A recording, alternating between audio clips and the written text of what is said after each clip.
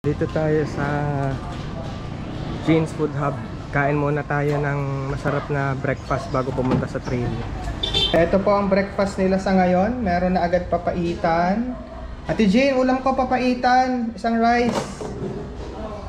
Saka may sinigang na tuna head. Yun.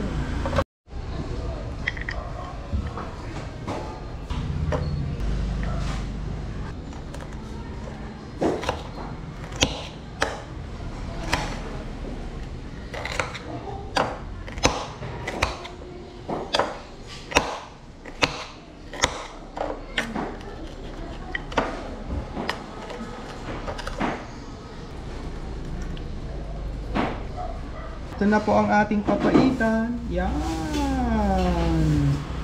Yan ang papaitan, mga kapatid.